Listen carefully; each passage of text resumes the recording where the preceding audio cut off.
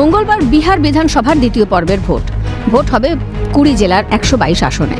এই পর্বে যে যে এলাকায় ভোট হতে চলেছে সেগুলোর মধ্যে সবচেয়ে উল্লেখযোগ্য সীমাঞ্চল, এছাড়াও রয়েছে মগধ, মিথিলাঞ্চল, চম্পারণ, ভাগলপুর। যে 20 জেলায় মঙ্গলবার ভোট হচ্ছে তার মধ্যে বেশ কিছু জেলা মহাজোটের শক্ত ঘাঁটি হিসেবে পরিচিত। 2020 সালের ভোটে এই 122 আসনের মধ্যে বিজেপি জিতেছিল 42 আসনে, লালু প্রসাদ যাদবের আরজেডি পেয়েছিল 33 আসন, নীতিশের জেডিইউ জয় পেয়েছিল 20 আসনে, কংগ্রেস জয় পায় 11 আসনে, বামেদের দখলে যায় 5 আসন। এবারেও লড়াই হবে টানটান। রবিবার ছিল তেজস্বী যাদবের জন্মদিন। তাকে শুভেচ্ছা জানাতে লালু প্রসাদ যাদবের বাড়িতে ভিড় করেছিলেন আরজেডির কর্মী সমর্থকরা। কিন্তু দুর্নীতি ইস্যুতে বিরোধী শিবিরের নিশানায় থাকতে হয়েছে তেজস্বী ও তার পরিবারকে।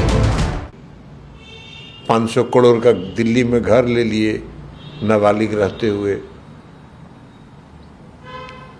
तो सब काम तो किए ही, बहुत लोगों को नौकरी दिए, सबका जमीन लिखवा लिए। पिताजी माताजी ने चारा का ग्रहण किया, जानवर को खाने का चीज भी खुद ग्रहण कर गए, पशु का सेवा किए। कलकतरा रोड के जगह पर रोड तो नहीं है बना, अलकतरा सब पी लिए।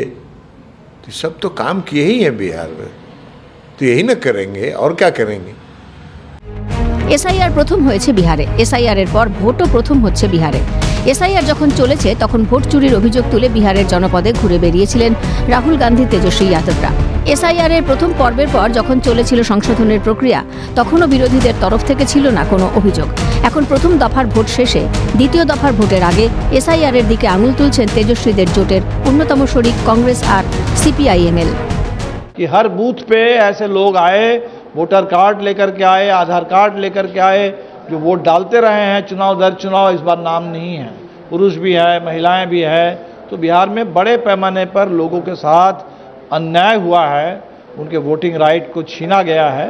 और इसीलिए एसआईआर में कितना बड़ा बिहार के साथ हुआ है वो तो चुनाव में दिख गया। यहाँ मैं कहता हूँ चुनाव आयोग ने जब काटे तो ये क्यों नहीं बताया कि इसमें इतने मुसलमान हैं, इतने दलित हैं, इतने पिछड़े वर्ग के हैं, इतने सवर्ण हैं और इतने घुसपैठी हैं। এসআইআরে কি জাত ধর্মের গণনা হচ্ছে? তাহলে নির্বাচন কমিশন কেন বলবে বাদ যাওয়ারা কে কোন ধর্মের? অবাক করা কথা বলছেন নাকি প্রবীণ কংগ্রেস নেতা প্রমোদ তিওয়ারি? দীপঙ্কর ভট্টাচার্যই বা ভোট শেষের মুখে দাঁড়িয়ে কেন দুষছেন এসআইআরকে? এসআইআর যখন চলেছিল তখন কেন তিনি রাহুল তেজস্বীর সঙ্গী হয়ে পথে পথে ঘুরেছিলেন? কেন দলকে নামাননি বুথে বুথে ভোটার তালিকার সংশোধনের কাজে লক্ষ্য রাখতে? সংশোধনের 1 মাস সময়কালে কেন নির্দিষ্ট অভিযোগ জানাননি নির্বাচন কমিশনকে? সেসব না করে এখন কেন এত অভিযোগ? তবে কি পরাজয়ের কোনো ইঙ্গিত পেয়েছেন প্রমোদ তিওয়ারি, দীপঙ্কর ভট্টাচার্যরা? দ্বিতীয় তথা শেষ দফার ভোটের আগের দিন মহাগঠবন্ধনের নেতাদের এসব কথা কি হতাশার বহিঃপ্রকাশ?